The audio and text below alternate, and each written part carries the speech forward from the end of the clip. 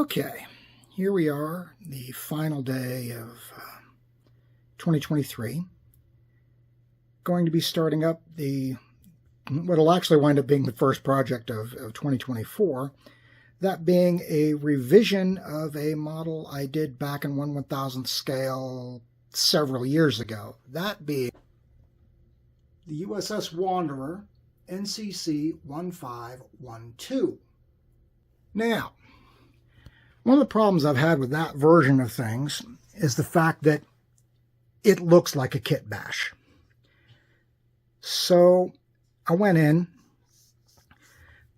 after seeing what they did with the Enterprise for Discovery and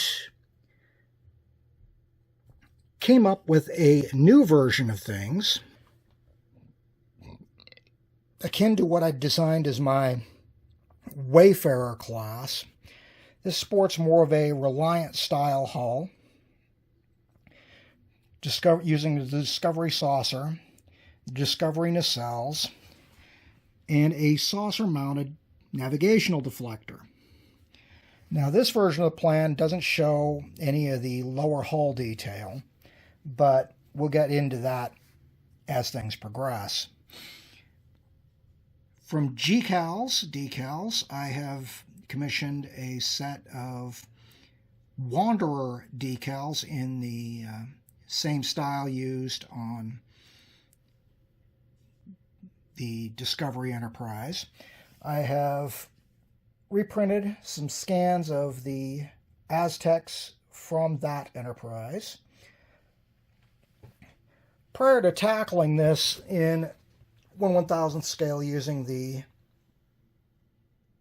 Enterprise kit, I created the hull edition and basically did a proof of concept in 1/2500th scale, again matching the Discovery Enterprise kit. The back section and struts were built in Tinkercad, as was the addition of the navigational deflector and details to the bottom of the saucer. Now, some of that looks kind of primitive, which will be dealt with when I do the actual detailing of the 1/1000th version. But for now, I have the hull edition done in 2 halves, enlarged from the versions I did in Tinkercad. The 1.708 here is basically the ratio from that to this to make it all work.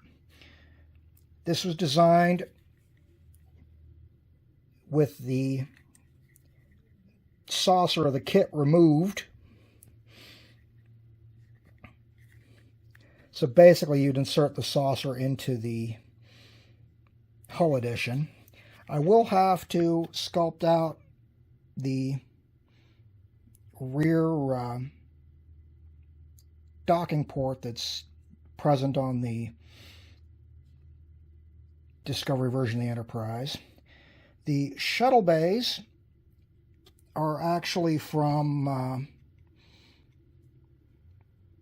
Modelwerks.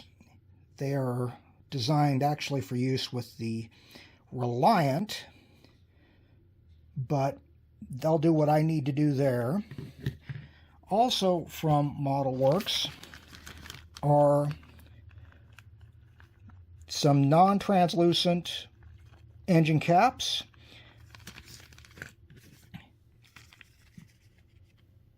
bridge detail module, and the saucer-mounted navigational deflector, which will sit. This raised piece will wind up just ahead, just in front of the photon tubes and phasers that are on the lower side of the Discovery version saucer. All in all, I'm not expecting this to be an easy build, but it should be a rewarding one.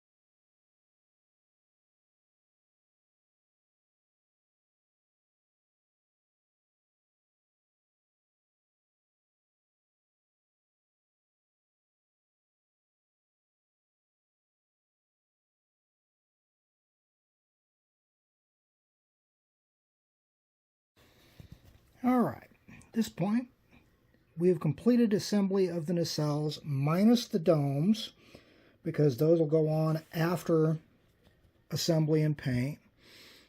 Not too worried about the clear grills because I'm not lighting this, and I've got the resin end caps in place. I do like the detail on these, and the fact that it's next to impossible to get the alignment on the fins wrong. It's well keyed.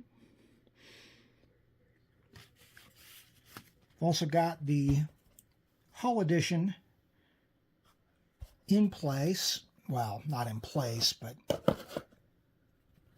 epoxied together.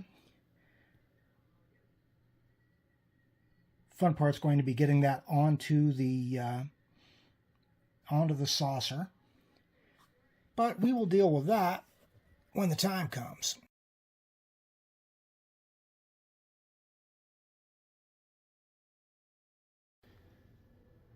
Okay, after a while here, work finally continues on the Wanderer. I have primered the bridge with a mix of Stynylrez white and gray primers, and then given a dark wash to bring out the details. I'm not worried about detailing it too much because it's not really going to be all that visible once you get it inside the bridge or inside the saucer. I've also worked on cleaning up the seam. Still working on cleaning up the seam where I installed the saucer deflector. I've also done the major surgery to make the saucer fit under the Hull Edition a little better. Well, it's progress.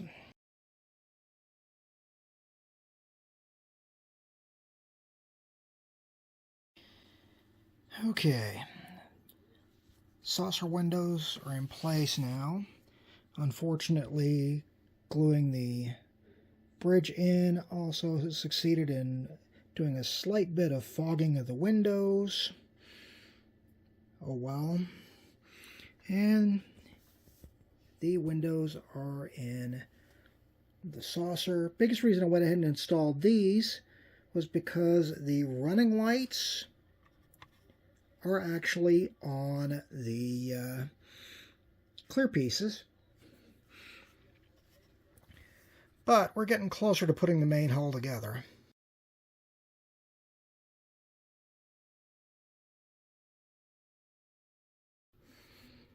Alright, as you can see, we now have the back hull attached to the saucer. Unfortunately, as you can see here, I got the back misaligned. And unfortunately, I didn't realize that until the epoxy had set. So that's one flaw that unfortunately is going to be staying. I did, however, take some sheet styrene and fill my gaps. I also, I don't know how well it's showing up here. Yeah, you can just make it out. Replace the detail that my 3D prints lost down in the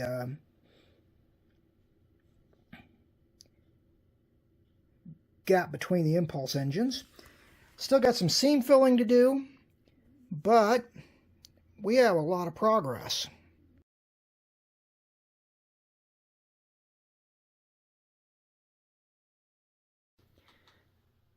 Okay, as you can see, there's been a slight change from the original plan.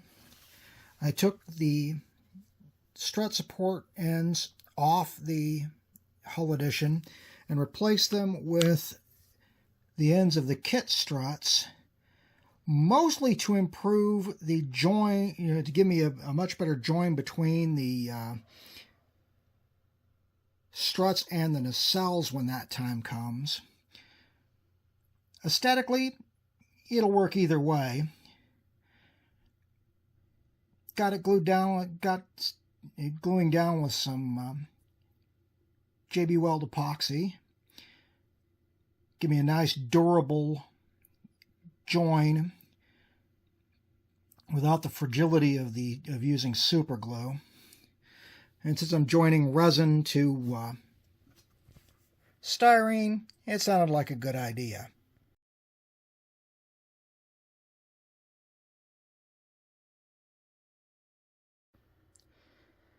And here we are with the nacelles tentatively in place. I haven't glued them on yet because this will actually make it easier to paint them and the rest of the ship separately. But all in all, mod definitely worked. Just need to get some paint on her now. And, clean up the seamage on the struts. Looking at her as she sits now, I may not do the Aztecs. I may just go with how the hull looks. We'll see once I get some paint on it.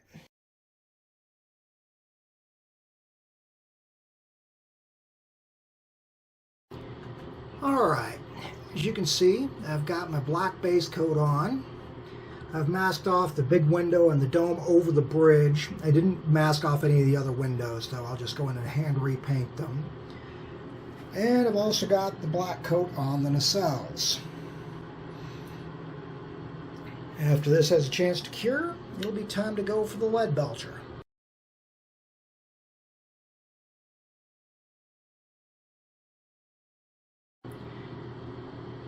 And here we are with the base coat of Games Workshop lead belcher on. As I had hoped, this looks really good. I may do some accent colors, but I do not believe I am going to do any Aztecing on this. The cells look pretty good too. They still need their clear red domes, but that will be happening fairly shortly.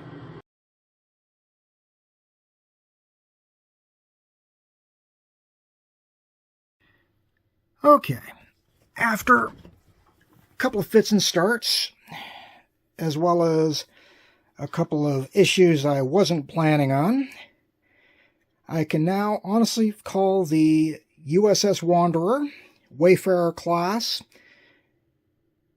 from the Discovery Timeline complete.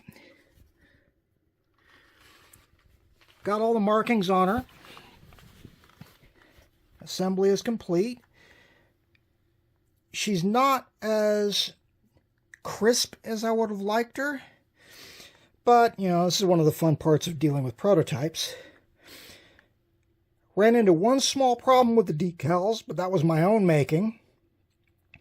When I did the initial decal placement, I just put them over the bare plastic, and when I tried to seal them, they discolored. So to fix that, I wound up going through and basically repainting the model, doing a gloss coat, and then putting the decals on, followed by a gloss coat over the decals, which worked out just fine. To get the brighter striping on the pennants, I went ahead and used the kit decals because they have the white undercoat with the G-cals Decals providing the hull numbers, or in this case, a scan of the G-cals Decals. The grills were painted in white and then transparent blue. The domes were painted in transparent red and then just popped in over the existing internal parts. Both shuttle bays are still open and admittedly look a little rough in the construction, but it turned out fine for me.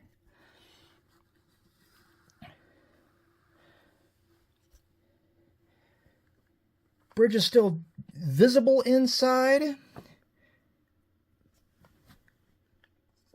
And on the underside, we've got the saucer-mounted deflector done in brass. The reaction thrusters are in place from the G-cals Decal sheet. Excuse me. Luckily, that sheet supplied plenty of spares. Windows were all picked out in black. Additional windows were supplied from the old Polar Lights 1/1000th TOS Enterprise. All in all,